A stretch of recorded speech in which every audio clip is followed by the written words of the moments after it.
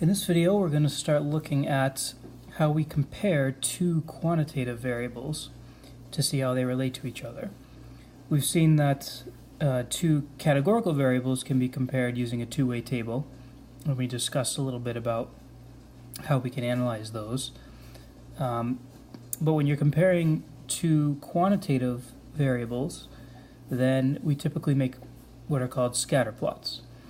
And these are some questions that I have listed here. These are questions that you might be interested in that we can use scatterplots, and then later we'll learn what's called linear regression to see if there are relationships between things like somebody's body fat and wrist or waist size, time in grades, etc. So as I mentioned, the questions in the previous slide relate to quantitative variables, and we're always interested in whether there's an association between them, and if we can model that association using in this case, or in this chapter, lines.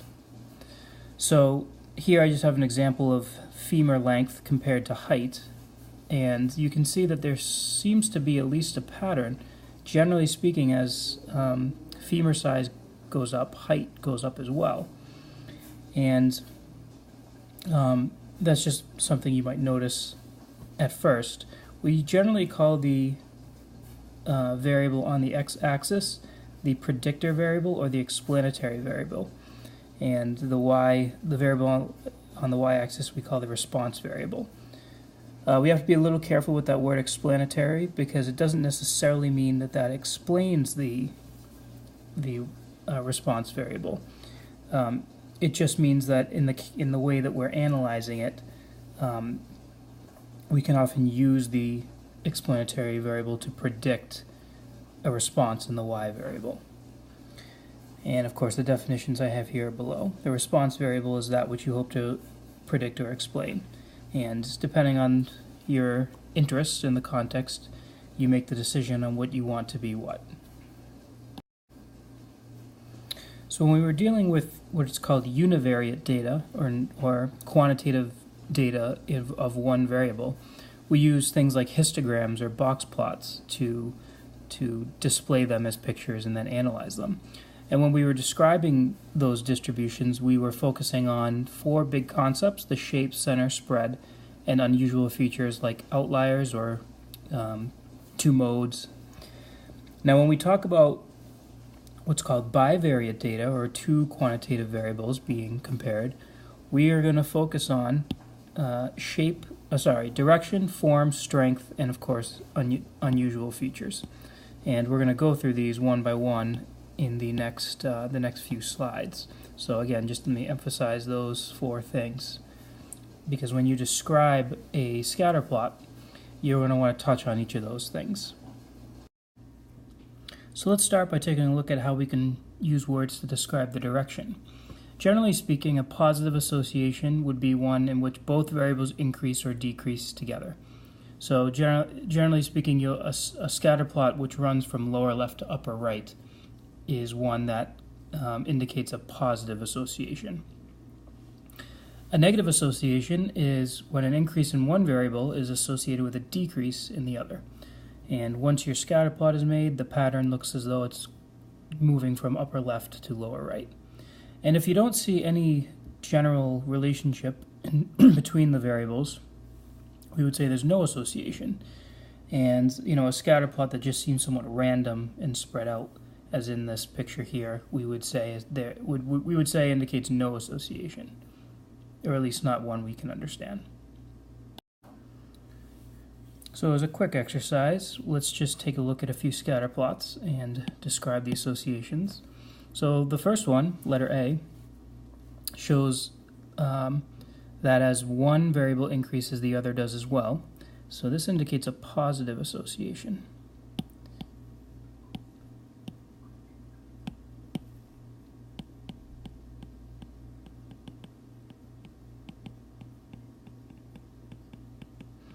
On the other hand, the one in letter B shows that as one variable increases, the other decreases. For instance, as the explanatory variable increases, the response variable generally decreases, so this would indicate a negative association. And lastly, letter C doesn't indicate any particular pattern, so we would say this is an example in which there's no association between the variables. We'll want to be sure to talk about the form of the relationship. So some words we're going to want to use are words like linear.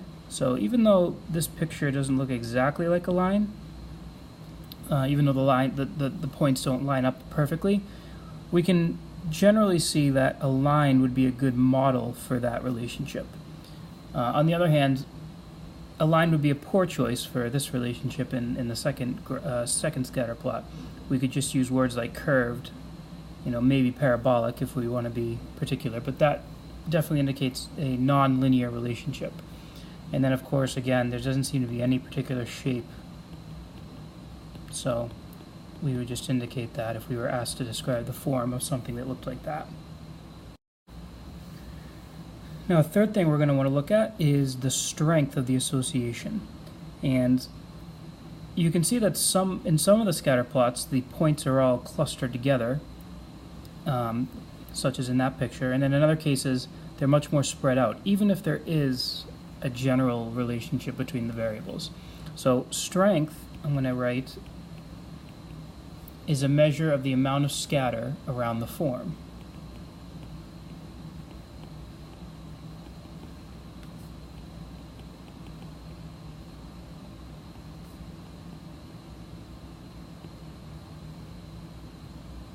And we're going to learn a way of measuring this numerically very soon.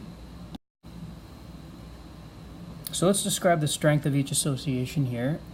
I would say that first scatter plot has what we would call a strong association between the variables. It looks like the points are somewhat clustered around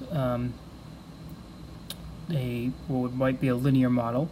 So I would definitely use the word strong association here.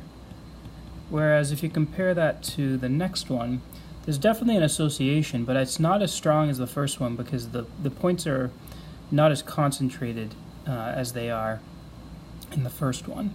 So we might use words like moderately strong just to distinguish it distinguish it from the one before. And the third one I actually think shows also a moderately strong association. It's not linear, but there is some indication of a pattern. The points are clustered somewhat close, so I might use this description as well. Moderately strong association. And finally, we want to indicate any unusual features we see. So, for example, points that are outliers, points that might have indicated a measurement that's not typical of the overall relationship between the data. So, for instance, I might see this as an outlier point because it's just so far away from the rest of the scatter plot that it might just be an exception to what is a general rule. So that would be something we want to look for. Sometimes we do analysis with and without that point just to see if there's any difference. The other thing is there's times when there's large amounts of cluster in one area, whereas there's not as much anywhere else. So cluster is something that is unusual. And again, that might lead us to go look back at our data that we collected to see why we would see such behavior in our scatter plot. Okay, so the last thing we're going to want to look for is unusual features. Maybe there isn't any. Maybe you have a scatter plot that doesn't have any, but you would just report that either way.